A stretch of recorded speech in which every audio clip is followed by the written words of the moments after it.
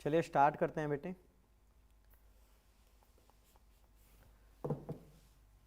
Yes you बच्चे, good evening to all. आज की क्लास का जो मेन टॉपिक है हमारे पास आपका 9th क्लास का पॉलिटिकल साइंस का chapter working institution. This is the one and the most important chapter from your syllabus. हर एक बच्चे को भारत के political system how it perform its a function पता होना चाहिए। इससे पहले मैंने एक वीडियो बनाया था लेजिस्लेचर के ऊपर, आप उसको देखिए। आज की क्लास के अंदर हम टॉक करेंगे ओनली कंसर्न रहेगा executive and judiciary. Let's we start. अब हमारे पास जो पहला टॉपिक है वो है एग्जीक्यूटिव का। एग्जीक्यूटिव क्या होता है? Executive this is the organ of government which is the responsible to apply the law. Executive क्या करती है? टू अप्लाई द लॉ करती है। पूरे वर्ल्ड के अंदर जो कंट्रीज डेमोक्रेटिक है वहां पे 3 तरह का एग्जीक्यूटिव होता है। सबसे पहले होता है पार्लियामेंट्री, दूसरा होता है प्रेसिडेंशियल। आपके एनसीईआरटी में नहीं है पर आपको पता होना चाहिए। Parliamentary form of the government का मतलब होता है सारी पावर पार्लियामेंट के पास है। दूसरा जो होता है प्रेसिडेंशियल होता है जिसमें सारी पावर किसके पास है? प्रेसिडेंट के पास है। सारी का मतलब सबसे ज्यादा पावर किसके पास है? थर्ड वन आपके पास जो होता है उसको बोलते हैं सेमी प्रेसिडेंशियल। सेमी प्रेसिडेंशियल के अंदर कुछ पावर प्रेसिडेंट के पास, कुछ पावर पार्लियामेंट के पास होती है। दुनिया के अंदर सबसे पहले parliamentary form the government started by England. किसने स्टार्ट किया? इंग्लैंड ने। इंग्लैंड के अंदर एक रेवोल्यूशन हुई थी 1688 के अंदर which is the popularly known as the glorious revolution, और England is the known as the mother of parliamentary form of the government. इसके अंदर सुपरमेसी का मतलब होता है सबसे ज्यादा पावर। सुपरमेसी ऑफ पार्लियामेंट है। जैसे मैंने लास्ट क्लास के अंदर अपने वीडियो लेक्चर में बताया था कि भारत की parliament also powerful body but with the supremacy of Indian constitution है। इसका मतलब ये हुआ भारत की पार्लियामेंट कॉन्स्टिट्यूशन को ओवरलैप नहीं कर सकती, पर इंग्लैंड की पार्लियामेंट के ऊपर ऐसा कोई भी रिस्ट्रिक्शन नहीं है। इसके अंदर क्या होता है? कोलिजन होता है। कोलिजन का मतलब होता है मिक्सअप होता है दो चीजों का। यहाँ पे जो मेंबर लेजिस्लेचर के हैं वही मेंबर क्या बन सकते हैं? एग्जीक्यूटिव के बन सकते हैं। जैसे भारत के अंदर है, भारत के अंदर देश का प्राइम मिनिस्टर वो बनेगा जिसके पास मेजोरिटी इन द लोकसभा होगा। इसके अंदर 2 टाइप्स के हेड होते हैं। 2 टाइप्स ऑफ हेड। एक को बोलते हैं बेटे हेड ऑफ स्टेट। क्या बोलते हैं भाई? Head of state. दूसरे को बोलते हैं हेड ऑफ गवर्नमेंट। क्या बोलते हैं? Head of government. जो हेड ऑफ स्टेट होता है उसको हम बोलते हैं प्रेसिडेंट, या दूसरा जैसे इंग्लैंड के अंदर है वहां पे किंग है। और ये दोनों के पास कौन सी पावर होती है? नॉमिनल। नॉमिनल का मतलब है नामात्र की पावर होती है। हेड ऑफ गवर्नमेंट कौन होता है? Prime minister, the person who has the majority in the Lok Sabha. और ये रियल है। रियल का मतलब सारी पावर ये इंजॉय करता है। अगर मैं इसका रिवर्स फॉर्म कर दूं तो क्या बन जाएगा? Presidential form of the government बन जाएगा।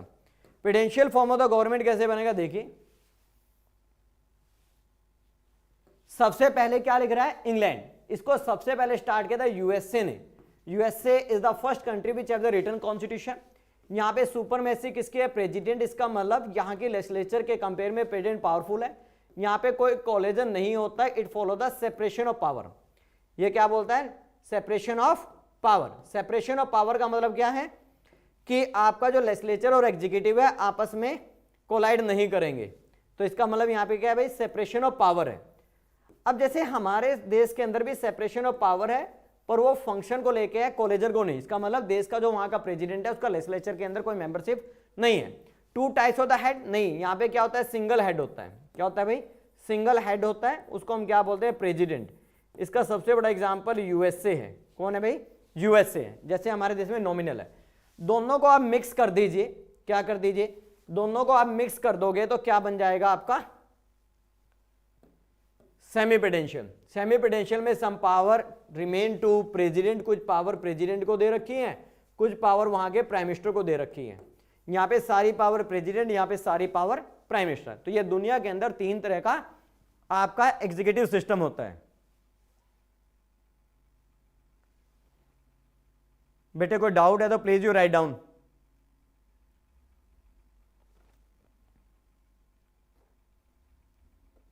अगर आपका कोई डाउट है तो ये राइट डाउन बेटे। अब हम बात करते हैं इंडिया। इंडिया का जो एग्जीक्यूटिव सिस्टम है इसको 2 पार्ट में डिवाइड किया हुआ है। Executive system in India. अब एक बात तो क्लियर होगी कि भारत के अंदर parliamentary form of the government है जहां पे सबसे ज्यादा पावर किसके पास है? पार्लियामेंट के पास है। इंडियन पार्लियामेंट के बारे में एक लाइन बोली जाती है कि Indian parliament is a sovereign body with the supremacy of Indian constitution. अब यहां पे देखिए पहला पॉइंट आपका और दूसरा, भारत के अंदर दो तरह के हैं। पहला हम लिखते हैं परमानेंट, आपके स्कूल में क्वेश्चन आएगा परमानेंट एग्जीक्यूटिव क्या होता है। दूसरा आप लिखोगे नॉन परमानेंट। अब बच्चे इसके अंदर कॉमन एरर्स करते हैं, वो कॉमन एरर्स आपने नहीं करने। परमानेंट का मतलब होता है कि they are appointed for a long time. इसका मतलब इनकी क्या होती है भाई, अपॉइंटमेंट होती है, appointment for fix time period. Fix time period का मतलब है कि जब तक वो रिटायर नहीं होंगे। क्या उससे पहले हटाया जा सकता है? हटाया जा सकता है if they do any wrong work. Second one, they are appointed through exam. इनका एग्जाम होता है, appointed through exam. Second point बोलता है third one, they have the technical knowledge. उनके पास अपने कॉन्सेप्ट की क्या है, टेक्निकल नॉलेज होती है। जो भी वो काम करते हैं उनके पास टेक्निकल नॉलेज है। नेक्स्ट वन लिखोगे they are not a answerable to people. ये आंसरेबल टू पीपल नहीं है। क्यों नहीं है? क्योंकि they are not appointed by the people. इसका आप एग्जाम्पल लिखोगे सिविल सर्वेंट्स। क्या लिखोगे? Civil servants. सिविल सर्वेंट का मतलब आईएएस आईपीएस, जो भी आपके एडमिनिस्ट्रेशन को चलाते हैं ऑफिसर।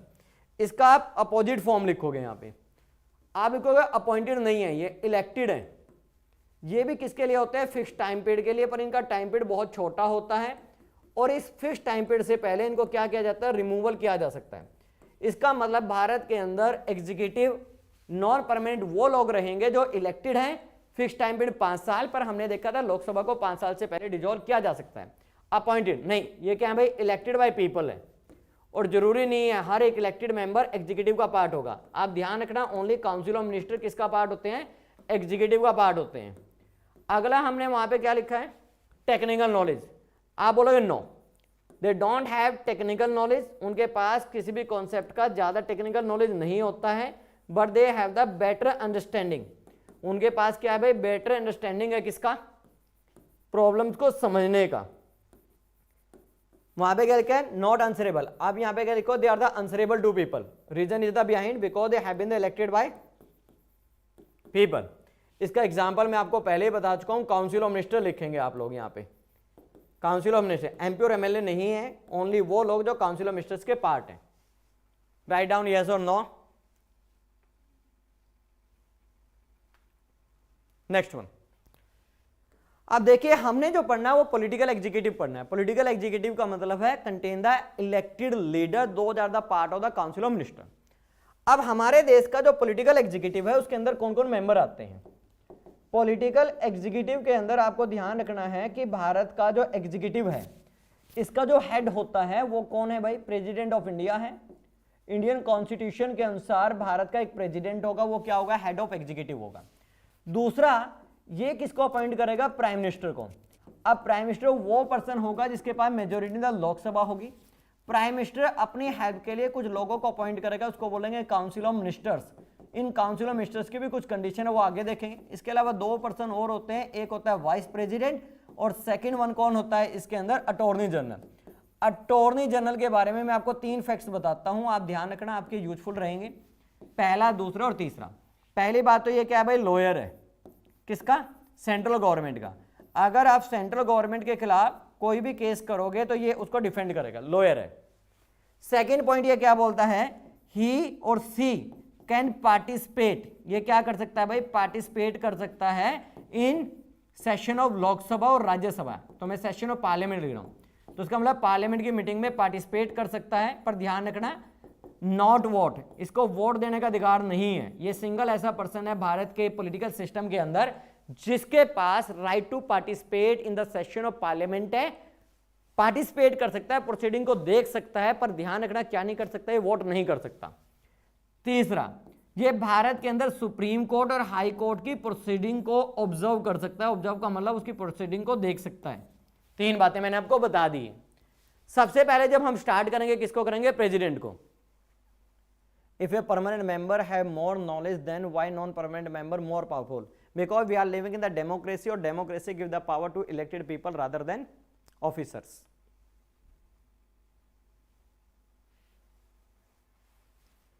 Next one. सबसे पहले आपका क्वेश्चन आएगा explain the powers of Indian president. आपसे पूछा जाएगा जो भारत का प्रेसिडेंट है उसकी पावर्स को एक्सप्लेन कीजिए, प्रेसिडेंट ऑफ इंडिया। तो प्रेसिडेंट ऑफ इंडिया जब आएगा तो आप स्कूल के एग्जाम के अंदर आप 3 पॉइंट्स लिखिए। सबसे पहले 3 पॉइंट्स आपने लिखने हैं कि जो भारत का प्रेसिडेंट है वो हेड ऑफ स्टेट है, इसलिए भारत को हम क्या बोलते हैं बेटे, रिपब्लिक, हेड ऑफ स्टेट है। अगर किसी कंट्री का head of state is elected by people उसको हम क्या बोलते हैं बेटे, रिपब्लिक। सेकंड पॉइंट आप लिखोगे this person is the head of executive है, अभी मैंने आपको बताया। इसका मतलब भारत के अंदर जितने भी लॉ अप्लाई होंगे with the consent of the Indian president होंगे। इससे पहले हमने चैप्टर में पढ़ा था कोई भी law can not be converted, a bill can not be converted into the law without the assent of president. Third point आप लिखोगे he is the first citizen of India. Bharat का जो पहला सिटीजन है वो कौन होता है भाई, प्रेसिडेंट होता है। अब भारत के अंदर प्रेसिडेंट बनने की क्या एलिजिबिलिटी है, मैं आपको ऐसे बताता हूं। पहली बात फर्स्ट सिटीजन ऑफ इंडिया होना चाहिए और उसके पास नेचुरल सिटीजनशिप ऑफ इंडिया होनी चाहिए। Second one, his age above should be 35 years. Third one, this person should not be on the job of profit, इसका मतलब उसके पास कोई भी पब्लिक जॉब नहीं होनी चाहिए। अब इसका इलेक्शन कैसे होता है, इलेक्शंस के अंदर आप 2 पॉइंट लिख लीजिए। पहली बात आप लिखोगे election he is elected indirectly bye electoral college. जब कॉलेज वर्ड आता है तो ध्यान रखना कि जो कॉलेज के अंदर मेंबर होते हैं वो पहले इलेक्टेड होते हैं। इसके इलेक्टोरल कॉलेज के अंदर 2 तरह के लोग होते हैं। आप लिखिए इलेक्टेड एमपी, एमपी का मतलब है मेंबर ऑफ पार्लियामेंट, चाहे वो लोकसभा से हो चाहे वो राज्यसभा से। और दूसरा कौन होता है, इलेक्टेड एमएलएस होते हैं, मतलब अपॉइंटेड पार्टिसिपेट नहीं करेंगे। इसके अंदर जो इलेक्शन में मेथड यूज किया जाता है वो किया जाता है सिंगल ट्रांसफर वोटिंग सिस्टम। इसका मतलब होता है 2 चीजें। पहली बात, इलेक्शन जीतने के लिए मेजोरिटी चाहिए, मेजोरिटी का मतलब होता है आधे से ज्यादा वोट। और सेकंड वन, जो इसके अंदर वोटर्स जाएंगे, जो एमपी और एमएलए वोट डालेंगे वो प्रेफरेंस देंगे। प्रेफरेंस का मतलब यहाँ पे है अगर 4 बंदे इलेक्शन लड़ रहे हैं तो वो अपनी 4 प्रेफरेंस देंगे। Dear think about that. अब इसका रिमूवल कैसे होगा, यह भी बड़ा क्वेश्चन है। भारत के प्रेसिडेंट का रिमूवल तब होगा जब वो कोई अनकॉन्स्टिट्यूशनल काम कर दे। उसके लिए एक वर्ड लगाते हैं इम्पीचमेंट। इम्पीचमेंट, जो इम्पीचमेंट है भारत के प्रेसिडेंट का, it is a done by parliament. कौन करेगी भाई, पार्लियामेंट करेगी। और पार्लियामेंट कैसे करेगी ये ध्यान रखना। पार्लियामेंट के अंदर 2 चीजें। पहली बात, इसको जब करेगी it can be introduce in the either house. Suppose कर लीजिए कहां पे आ गया, लोकसभा के अंदर। लोकसभा से बिल ये 2/3 मेजोरिटी से पास होना चाहिए। कितने से भाई, 2/3। 2/3 मेजोरिटी कैसे निकालोगे, लोकसभा का मेंबर है 543 और इसको आप कर दोगे 2/3 से, जो भी आएगा इतने वोट इसको मिलने चाहिए। Same followed by the Rajya Sabha, same followed by the Rajya Sabha. अगर राज्यसभा ने भी पास कर दिया तो ये रिमूव हो जाएगा। इसका मतलब Indian president is impeach by the parliament with the special majority 2/3। 2/3 की मेजोरिटी जरूरी है, ठीक है जी। अब क्वेश्चन आता है कि भारत के प्रेसिडेंट के पास कौन सी पावर्स हैं, पावर्स ऑफ इंडियन प्रेसिडेंट। ये आपके स्कूल में क्वेश्चन आएगा, पावर्स ऑफ प्रेसिडेंट। भारत का जो प्रेसिडेंट है वो नॉमिनल हेड है, इसका मतलब इसके पास नाम मात्र की पावर है, इसके पास कोई खास ज्यादा पावर नहीं है, पर सारे इसके नाम से ही एक्शन लिएगी भारत सरकार। सबसे पहले हम ये देखते हैं इसके पास कौन सा ऐसा टाइम पीरियड है जिसमें पीसफुली पावर है। पीसफुली का मतलब होता है पीसफुली टाइम जिसमें नॉर्मल डेमोक्रेसी फंक्शन करती है, पीसफुली। दूसरा आप इसके अंदर लिखोगे बेटे डिस्क्रिशनरी पावर। डिस्क्रिशनरी का मतलब होता है कि जब प्रेसिडेंट अपनी मर्जी से कोई डिसीजन ले पाए, इसको हम स्पेशल पावर भी बोलते हैं। थर्ड पॉइंट इसके अंदर आप लिखोगे जो इंडियन प्रेसिडेंट है उसके पास कुछ इमरजेंसी पावर है। इमरजेंसी का मतलब है इमरजेंसी के टाइम में उन पावर्स को वो एंजॉय कर सकता है। अब पहले हम देखते हैं पीसफुली पावर कौन कौन सी है, ठीक है ना जी। पीसफुली पावर कौन कौन सी है, पीसफुली पावर के अंदर इंडियन प्रेसिडेंट के पास 3 तरह की पावर है। पहली पावर देखिए इसके पास लेजिस्लेचर, जैसे आपके गवर्नमेंट के 3 ऑर्गन है। दूसरा कौन सा, एग्जीक्यूटिव, और तीसरा कौन सा, जुडिशरी है। अब लेजिस्लेचर के अंदर मैं आपको 3 पॉइंट बताता हूं। पहला पॉइंट ये क्या है बेटे, इंटेग्रल पार्ट ऑफ पार्लियामेंट है। इंटेग्रल पार्ट ऑफ पार्लियामेंट है, इसका मतलब भारत के प्रेसिडेंट की कंसेंट के बिना, उसकी साइन के बिना कोई लॉ बन ही नहीं सकता। दूसरा, जैसे मैंने पहली वीडियो में बताया था, call to session of parliament. आपकी जो पार्लियामेंट का सेशन बुलाता है वो कौन बुलाता है? प्रेसिडेंट बुलाता है। थर्ड पॉइंट आप लिखोगे डिजोल्व टू लोकसभा। ये लोकसभा को डिजोल्व कर सकता है, पर डिजोल्व टू लोकसभा कब करेगा? जब उसको प्राइम मिनिस्टर रिकमेंडेशन करेगा। पांचवा, 12 मेंबर्स ये क्या करता है? नॉमिनेट करता है। कहां पे? आपकी राज्यसभा के अंदर। एक पॉइंट आप ध्यान रखना, बहुत इंपॉर्टेंट है, आर्टिकल 1, 2, 3 के अंदर प्रेसिडेंट क्या इशू कर सकता है? ऑर्डिनेंस। ऑर्डिनेंस क्या होता है? ध्यान से सुनिए। ऑर्डिनेंस का मतलब होता है कि जब पार्लियामेंट मीटिंग में ना हो, क्योंकि मैं आपको पहले ही बता चुका हूं कि पार्लियामेंट के 3 सेशन होते हैं। इसका मतलब कुछ ऐसा टाइम पीरियड होता है जिसमें पार्लियामेंट की कोई मीटिंग नहीं होती। सपोज कीजिए there is a no session of parliament but we need to law. उस कंडीशन के अंदर प्राइम मिनिस्टर और council of minister will give in the writing to president. President एक लॉ बनाएगा, उसको बोलेंगे ऑर्डिनेंस। 6 महीने तक सर्वाइव करेगा, 6 महीने में पार्लियामेंट से पास होना जरूरी है।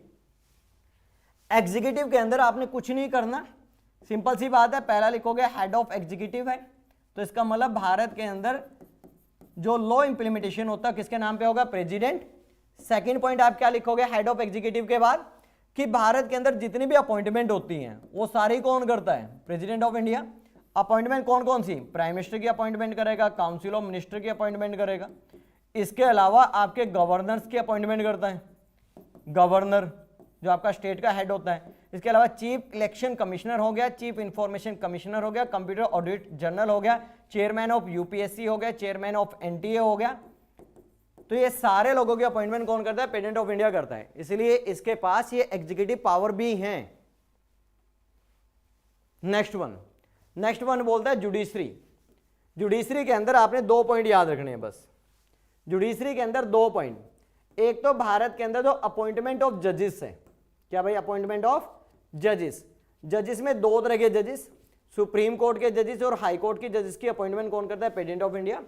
एक इंडियन कॉन्स्टिट्यूशन के अंदर एक आर्टिकल है जिसको बोलते हैं आर्टिकल 72। इसका मतलब होता है कि भारत का जो प्रेसिडेंट है कैन पार्डन द पनिशमेंट। इसका मतलब किसी भी पर्सन ने जो क्राइम किया हुआ है, if this person got a death sentence और लाइफ इंप्रिजमेंट, उस कंडीशन में उसकी पनिशमेंट को ये माफ कर सकता है। इसका मतलब legislature power, executive power, judiciary power. पर आपके स्कूल में क्वेश्चन आता है explain any 5 powers of Indian president, तो आपको ये फॉलो कर लोगे तो you will write down, you will get a full marks और नॉलेज आपका बढ़ेगा। अभी मैंने आपको क्या बताया? डिस्क्रिशनरी। डिस्क्रिशनरी का मतलब क्या होता है? ऐसी पावर जो स्पेशल पावर है जहां पे Indian president is a free to take his decision.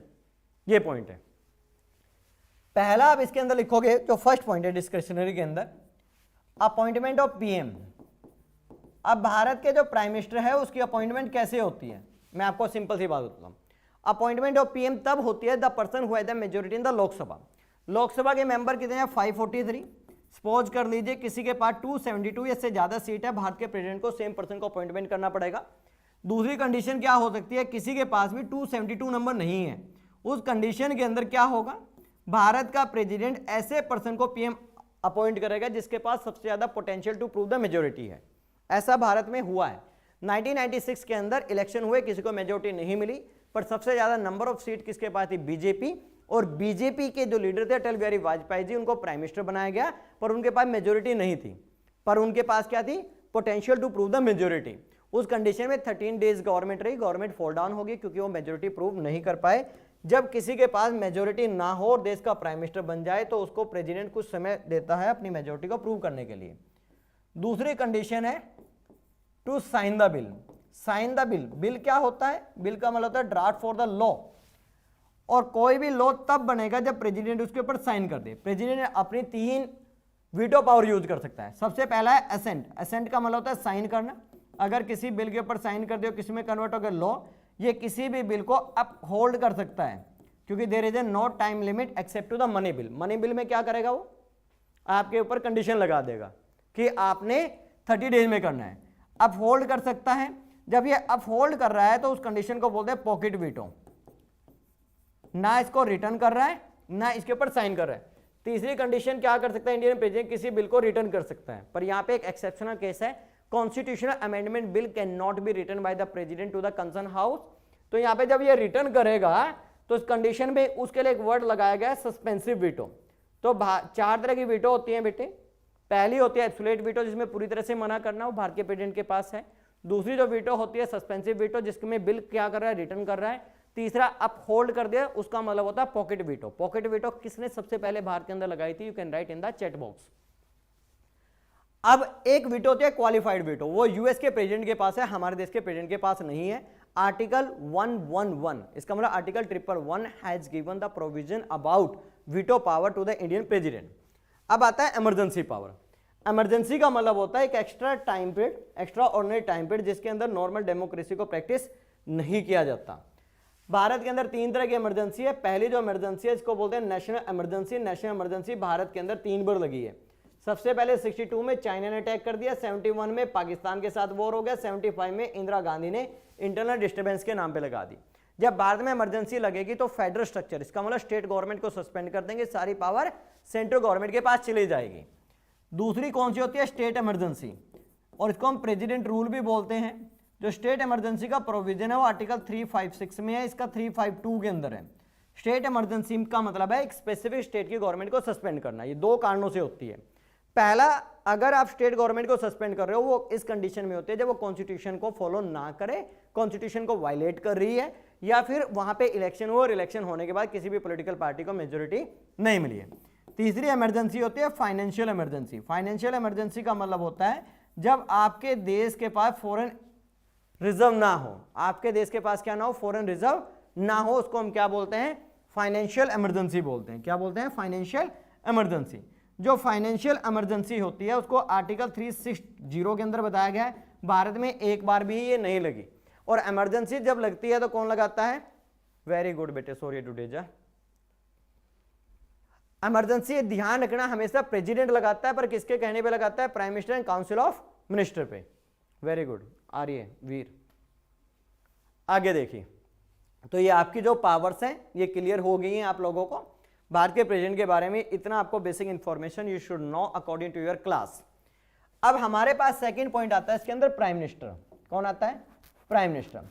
Prime minister क्या है भाई, रियल हेड ऑफ एग्जीक्यूटिव है। ये क्या है, रियल हेड ऑफ एग्जीक्यूटिव है। नॉमिनल हेड कौन है, प्राइम मिनिस्टर और प्रेसिडेंट है। दूसरा, प्राइम मिनिस्टर के बारे में लिखोगे this person the head of government. ये क्या है भाई, हेड ऑफ गवर्नमेंट है। भारत के पॉलिटिकल सिस्टम का सबसे पावरफुल पर्सन है, इससे ज्यादा पावर किसी के पास नहीं है, पावरफुल पर्सन है, अथॉरिटी है। भारत के प्राइम मिनिस्टर के बनने के लिए 2 कंडीशन है। पहली कंडीशन ये है कि आपके पास किसी भी हाउस का मेंबरशिप होना जरूरी है। इफ यू डोंट हैव, तो in that condition you can take with in the 6 month. Lok Sabha या राज्यसभा में आपके पास किसी भी हाउस का मेंबरशिप होना बहुत जरूरी है, अगर नहीं है तो 6 महीने में ले लीजिए। दूसरा बोलता है लोकसभा के अंदर मेजोरिटी होना जरूरी है, अगर मेजोरिटी नहीं है तो मैक्सिमम टाइम पीरियड 6 महीने दिया जा सकता है, इससे कम कितना भी दिया जा सकता है, ये प्रेसिडेंट डिसाइड करता है कि कितना आपका होगा। आगे देखिए, अब क्वेश्चन आता है कि प्राइम मिनिस्टर का अपॉइंट होता है या इलेक्टेड होता है। आपने ध्यान रखना, ये अपॉइंटेड होता है। अपॉइंटेड कौन करेगा, प्रेसिडेंट ऑफ इंडिया करेगा। और अभी मैंने आपको बताया कि प्रेसिडेंट ऑफ इंडिया किसको अपॉइंट करेगा, ऐसा पर्सन जिसके पास क्या है भाई, मेंबरशिप है किसके अंदर, आइदर हाउस, लोकसभा, राज्यसभा। इसका मतलब ये हुआ कि भारत का जो प्राइम मिनिस्टर है वो लोकसभा से भी आ सकता है और किससे भी आ सकता है, राज्यसभा से भी आ सकता है। सेकंड पॉइंट वो क्या बोलता है कि भारत के अंदर जो आपका प्राइम मिनिस्टर है उसके पास क्या होनी चाहिए, majority in Lok Sabha. Majority in Lok Sabha, Lok Sabha के अंदर मेजोरिटी होनी चाहिए। लोकसभा का मेंबर 543, इसका मतलब 272 सीट होनी ही चाहिए।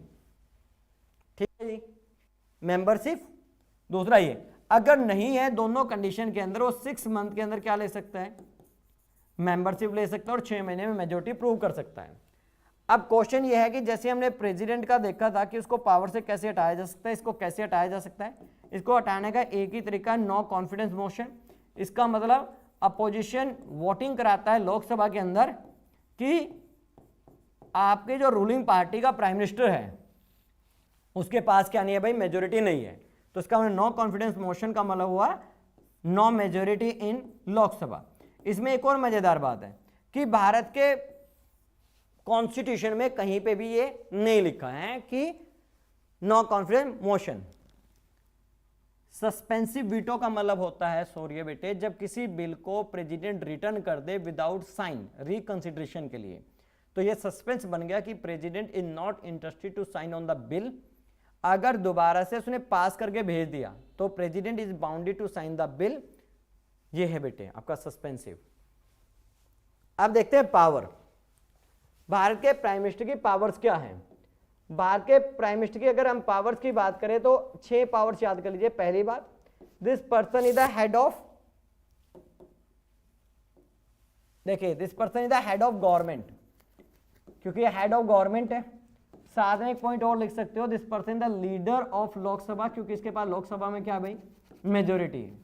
दूसरा ये क्या करता है, select members of council of minister. इसका मतलब भारत के प्राइम मिनिस्टर की ही मर्जी से कोई भी मेंबर बन सकता है किसके अंदर, काउंसिल ऑफ मिनिस्टर्स के। पर ये ध्यान रखना council of minister are appointed by the president of India, पर ये सिलेक्ट कौन करेगा, प्राइम मिनिस्टर। तीसरा ये बोलता है अलॉट द प्रोटोफोलियो। प्रोटोफोलियो का मतलब क्या है यहाँ पे कि किस कैबिनेट को कौन सा रैंक देना है। 3 तरह के रैंक होते हैं, कैबिनेट मिनिस्टर सबसे टॉप रैंक मिनिस्टर होते हैं, उसके नीचे कौन होते हैं, स्टेट मिनिस्टर्स, और सबसे नीचे होते हैं डिप्टी मिनिस्टर्स। तो ये कौन डिसाइड करता है, भारत का प्राइम मिनिस्टर।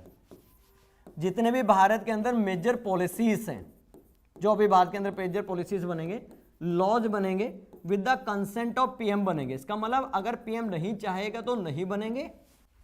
5th पॉइंट ये बोलता है this person the main adviser. ये क्या है भाई, मेन एडवाइजर है किसका, प्रेसिडेंट ऑफ इंडिया का, क्योंकि भारत का जो प्रेसिडेंट है वो किसके एडवाइस पे काम करता है, प्रेसिडेंट ऑफ प्राइम मिनिस्टर की एडवाइस पे काम करता है। 6th one, this person is the representative. ये क्या है, हमारे देश का रिप्रेजेंटेटिव है इन द डिफरेंट कंट्रीज के अंदर। जैसे ऑन इंटरनेशनल लेवल अगर आपके देश का प्राइम मिनिस्टर पार्टिसिपेट कर रहा है किसी भी इंटरनेशनल कॉन्फ्रेंस के अंदर, जैसे यूएन के अंदर जाते हैं, तो वो हमारे देश का रिप्रेजेंटेटिव है और हमारे देश का लीडर है। हमने इसके अंदर 3 पॉइंट देखे कि भारत का प्राइम मिनिस्टर बनने का एलिजिबिलिटी क्या है। सेकंड, हमने ये देखा कि भारत का जो प्राइम मिनिस्टर है उसके लिए कंडीशन क्या है। और थर्ड वन, भारत का प्राइम मिनिस्टर के पास कौन सी पावर, उसको कैसे हटा सकते हैं, रिमूवल कैसे होगा, नो कॉन्फिडेंस मोशन से। थैंक यू, सॉरी काम्बोज बेटे। आगे देखिए, अब हमारे पास एग्जीक्यूटिव में आता है council of minister. Council of minister, council of minister हमारे कॉन्स्टिट्यूशन के अंदर आर्टिकल 74 में लिखा है। आर्टिकल 74 में लिखा है, पर यह ध्यान रखना कहीं पे भी ये नहीं लिखा कि कितने तरह के मिनिस्टर्स होंगे।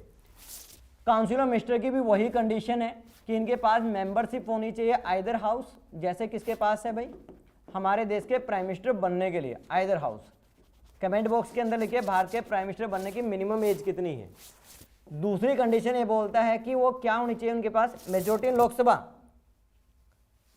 उनकी जो पॉलिटिकल पार्टी है मेजोरिटी इन लोकसभा। मेरा एक क्वेश्चन है आप लोगों से, अगर सपोज कीजिए अभी मेजोरिटी किसके पास है, बीजेपी के पास है, पर बीजेपी ये चाहता है कि एक ऐसी पॉलिटिकल पार्टी जिसका लीडर बहुत अच्छा है उसको हम क्या कर ले, काउंसिल ऑफ मिनिस्टर में ले ले, क्या वो ले सकता है या नहीं, ओनली येस और नो। अब यहाँ पे जो काउंसिल ऑफ मिनिस्टर उनकी टोटल स्ट्रेंथ क्या है, ये इंपॉर्टेंट क्वेश्चन है। It is asked in the different competitive exam, total strength कितनी हो सकती है। आप बोलोगे 15%। इस 15% में कौन है भाई, इंक्लूडिंग है कौन, पीएम। और ये 15% टोटल स्ट्रेंथ किसकी है, लोकसभा की। लोकसभा की टोटल स्ट्रेंथ का कितना बंदा, कितने परसेंट बन सकता है, 15%। ये ध्यान रखना। हमारे पास 3 तरह के मिनिस्टर्स हैं, ये कहीं पे भी भारत के कॉन्स्टिट्यूशन में कैटेगरीज नहीं लिखी है। सबसे ऊपर लिखोगे कैबिनेट मिनिस्टर्स। कैबिनेट मिनिस्टर्स का मतलब होता है भारत के अंदर सबसे टॉप मिनिस्टर्स, जिसके पास अपना एक डिपार्टमेंट होता है, जैसे education minister, foreign minister. Third one, इन्हीं की मदद के लिए स्टेट मिनिस्टर्स होते हैं। स्टेट मिनिस्टर्स उनको हेल्प करते हैं, जैसे आपने सुना होगा स्टेट मिनिस्टर्स ऑफ एग्रीकल्चर, या कई बार इंडिपेंडेंट चार्ज, वो किसी के साथ अलाइड नहीं होते पर किसी को भी हेल्प कर सकते हैं। थर्ड पॉइंट इसके अंदर आप लिखोगे कि भारत के अंदर डिप्टी मिनिस्टर्स होते हैं, इनके पास कोई खास ज्यादा पावर नहीं होती, ये भी स्टेट मिनिस्टर्स की हेल्प करते हैं। और ये तीनों किसकी हेल्प करते हैं, प्राइम मिनिस्टर की, क्योंकि सारी मीटिंग को चेयर कौन करता है, प्राइम मिनिस्टर करता है। इनका टर्म क्या है, ये तब तक पावर में रहेंगे जब तक इनके पास क्या है, जब तक इनके पास कॉन्फिडेंस है किसका, प्राइम मिनिस्टर। जिस दिन प्राइम मिनिस्टर चाहे किसी भी मिनिस्टर को अपने काउंसिल ऑफ मिनिस्टर से बाहर निकाल सकता है। एक हमारे पास क्वेश्चन आया है, क्या आज तक नो कॉन्फिडेंस मोशन पास हुआ है, यस हुआ है। सबसे पहले नो कॉन्फिडेंस मोशन 1963 में, it was against of the जेल नेहरू, पर ये पास नहीं हुआ था। नो कॉन्फिडेंस मोशन भारत में सबसे पहले 1990 के अंदर 1990 के अंदर it was passed against of the VP Singh. VP Singh को हटाया गया था, वो भारत के प्राइम मिनिस्टर थे। ये प्रूव किया गया था कि इनके पास मेजोरिटी नहीं है। तो हमारे एग्जीक्यूटिव के चारों क्वेश्चन हो गए। Differentiate between permanent and non permanent, आपका president, prime minister and council of minister. अब बात करते हैं हम जुडिशरी की। अब हम जुडिशरी को देखेंगे कि भारत के अंदर जो जुडिशरी है वो कैसे काम करती है। जब आप जुडिशरी को स्टडी करोगे यू विल फाइंड आउट कि भारत की जो जुडिशरी है वो क्या है, मॉडल ऑफ यूएस है। भारत की जो जुडिशरी है वो क्या है, मॉडल ऑफ यूएस है। तो इंडिया के अंदर दो बड़ी बातें कि भारत की जुडिशरी का मॉडल कहां पे, यूएसए है। पर भारत की जुडिशरी के बारे में दो स्पेसिफिक, एक तो भारत की जुडिशरी इंटीग्रेटेड है और यूएस की जुडिशरी फेडरल है। इंटीग्रेटेड का मतलब होता है जब आपका हायर कोर्ट, जैसे भारत में सुप्रीम कोर्ट है, वो कंट्रोल करे किसको, लोअर कोर्ट को, डिस्ट्रिक्ट कोर्ट, और सबसे नीचे tehsil court. Higher court control to lower court which is known as the integrated judiciary. USA के अंदर फेडरल जुडिशरी है, वहां का सुप्रीम कोर्ट और हाई कोर्ट के बीच में कोई भी इंटरफियर नहीं है। दूसरा, भारत की जुडिशरी क्या है भाई, इंडिपेंडेंट जुडिशरी है। इंडिपेंडेंट का मतलब है कि भारत की जुडिशरी के अंदर नो इंटरफियर, कोई एक्सटर्नल इंटरफियर नहीं है। It work according to the Indian constitution. ना तो यहाँ पे पार्लियामेंट इसके अंदर कोई इंटरफियर कर सकती है, ना कौन कर सकता है, आपका एग्जीक्यूटिव इंटरफियर नहीं कर सकता। ये किसके अनुसार काम करती है, ओनली कॉन्स्टिट्यूशन ऑफ इंडिया। इसलिए भारत की जुडिशरी को हम क्या बोलते हैं बेटे, इंडिपेंडेंट जुडिशरी बोलते हैं। अंडरस्टूड।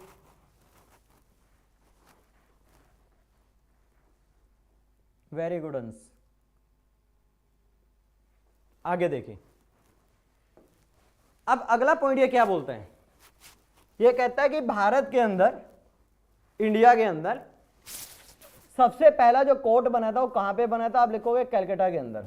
सबसे पहला कोर्ट बना है कैलकाटा के अंदर 1773 के अंदर। It was made by the Britisher. पर मैं आजाद भारत की बात करता हूं। After the independence we have the supreme court. पहले सुप्रीम कोर्ट का नाम होता था federal court of India. Supreme court was establish on the 28 January 1950। ठीक है जी। सुप्रीम कोर्ट के अंदर ओरिजिनली, ओरिजिनल का मतलब है जब ये बना था तो इसके अंदर कितने जजेस होते थे, 7+1। 1 का मतलब होता है चीफ जस्टिस ऑफ इंडिया, जो सीनियर मोस्ट जज होगा। अभी कितने हैं बेटे, 33+1 chief justice of India. Supreme court का जो सीट है वो कहां पे है, न्यू दिल्ली। अब ये है सुप्रीम कोर्ट का सीट। इसके अलावा अगर सुप्रीम कोर्ट की हम कोई ब्रांच ओपन करना चाहते हैं, कोई बेंच ओपन करना चाहते हैं, we can do with the permission of president of India. और प्रेसिडेंट ऑफ इंडिया किसकी मर्जी परमिशन देता है, prime minister and council of minister से। अब इसमें क्वेश्चन आता है कि जजेस की अपॉइंटमेंट कैसे होती है, अपॉइंटमेंट ऑफ जजेस। अब अपॉइंटमेंट ऑफ जो जजेस होती है, इसका मतलब एग्जीक्यूटिव का तो कोई इंटरफियर नहीं हो सकता। क्यों नहीं हो सकता, क्योंकि कॉन्स्टिट्यूशन में लिखा हुआ है। तो अपॉइंटमेंट ऑफ द जजेस through collegium system. Collegium system क्या होता है, इस सिस्टम के अंदर 1+4 जजेस होते हैं। 1+4 जजेस होते हैं, 5 जजेस होंगे। 5 जजेस, जिस जज का नाम आगे रिकमेंड भेजेंगे प्रेसिडेंट को, उसको अपॉइंट करना होता है। भारत के अंदर जजेस बनने के लिए सुप्रीम कोर्ट के अंदर the person who has the experience of the 5 year as a जज, वो जज रहा हो कहां पे, हाई कोर्ट के अंदर। अगर वो जज ना रहा हो, 10 ईयर्स का एक्सपीरियंस हो एज ए लॉयर। और एक जज की रिटायरमेंट एज क्या है, सुप्रीम कोर्ट में 65, हाई कोर्ट में 62 है। अब मैं आपको एक बात बोल रहा था कि सपोज कीजिए एक जज है, रिटायर हो गया, भारत सरकार चाहती है कि जज की अपॉइंटमेंट होनी चाहिए। कॉलेजियम के पास चले गए, कॉलेजियम में कितने जजेस है, 5, 1+4 सीजीआई है। जब ये जाएगी इसकी रिकमेंडेशन किसको भेजेंगे, प्रेसिडेंट को। प्रेसिडेंट इस रिकमेंडेशन को वापस कर सकता है, किसके कहने पे, PM and council of minister. अगर दोबारा पास करके भेज दिया प्रेसिडेंट को, उसको अपॉइंट करना पड़ेगा। पर यहाँ पे एक सबसे बड़ा ड्रॉबैक क्या है, नो टाइम लिमिट। यहाँ पे कोई भी टाइम लिमिट नहीं है। अभी रिसेंटली पार्लियामेंट के अंदर इट इज द डिस्कस कि भारत के अंदर जजेस की अपॉइंटमेंट में इतनी देरी क्यों लगती है। कुछ ऐसे जजेस होते हैं जिसको गवर्नमेंट पसंद नहीं करती, पर उनके नाम रिकमेंड कर दिए जाते हैं, किसके द्वारा, कॉलेजियम सिस्टम के द्वारा।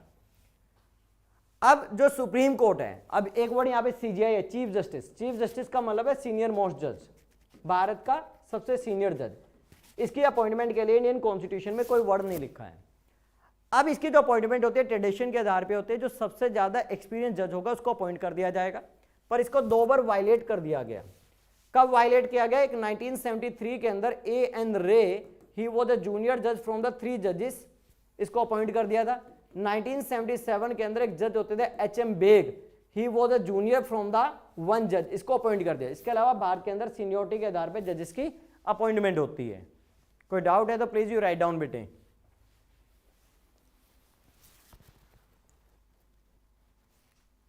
जी नितेश, थैंक यू नितेश उसका बड़ा कारण यही था।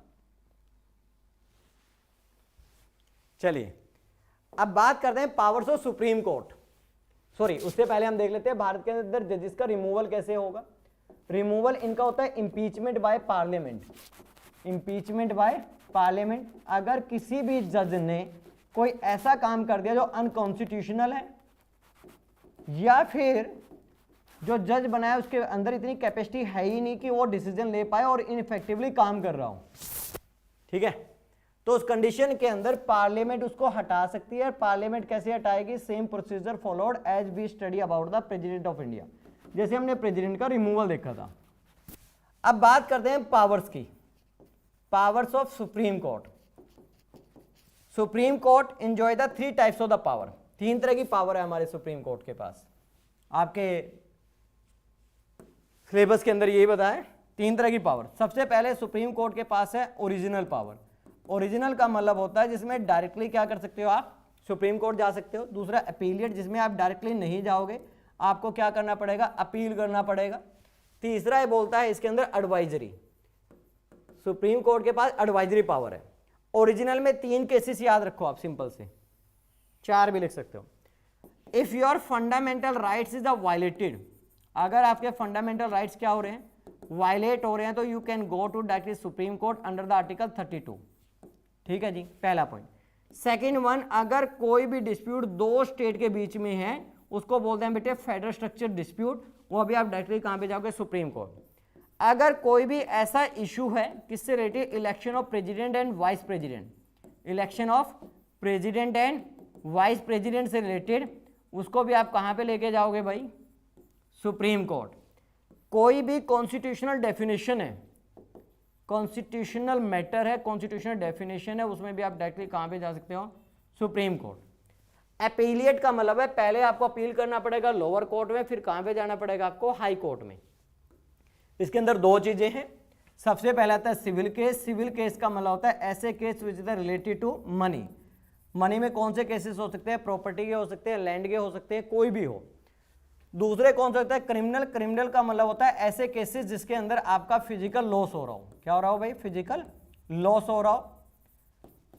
इन केसेस के अंदर आप पहले अपने तहसील कोर्ट जाओगे, फिर डिस्ट्रिक्ट कोर्ट जाओगे, फिर कहां पे जाओगे आप? हाई कोर्ट, फिर कहां पे जाओगे? Supreme court. एडवाइजरी का मतलब है इंडियन कॉन्स्टिट्यूशन के अंदर एक आर्टिकल है जिसको बोलते हैं 143।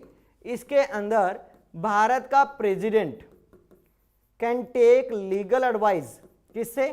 चीफ जस्टिस ऑफ इंडिया से। पर चीफ जस्टिस ऑफ इंडिया अकेला नहीं देगा, इसके अंदर 5 जजेस की बेंच होना जरूरी है। अब यहाँ पे मजेदार बात क्या है?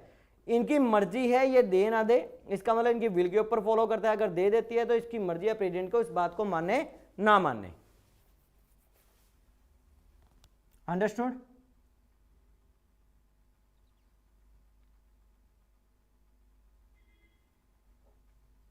जी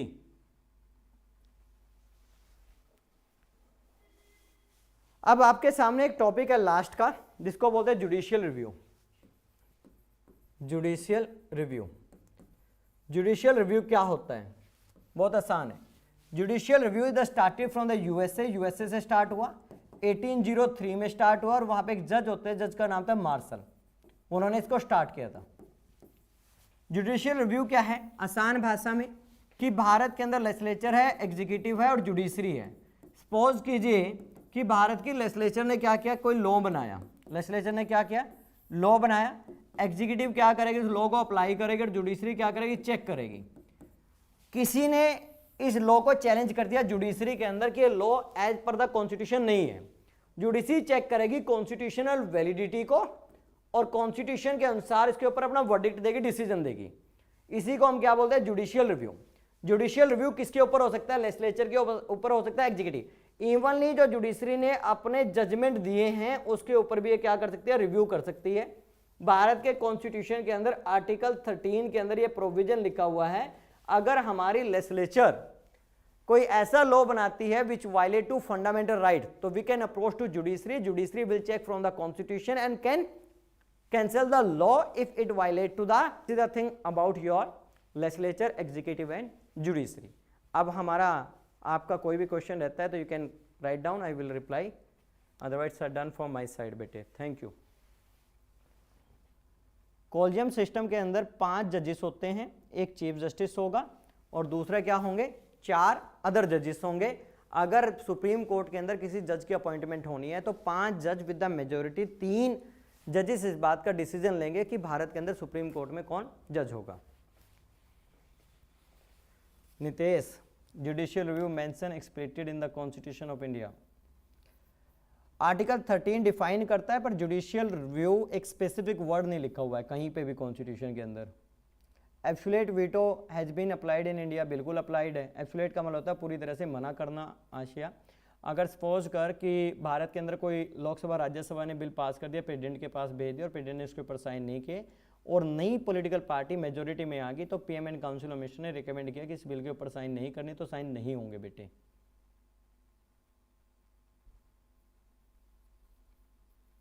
जी आशिया,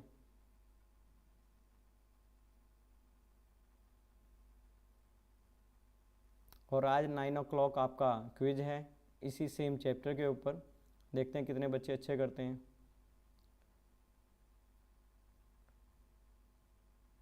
ऐसा मेरे को अभी कंफर्म याद नहीं आशिया कि भाई कितनों ने किया है कितनों ने नहीं किया है, एक डाटा है बेटे, I should know about that. Thank you, okay thank you. तो 9 o'clock in the telegram I will share the quiz or you have to attempt. Thank you ji.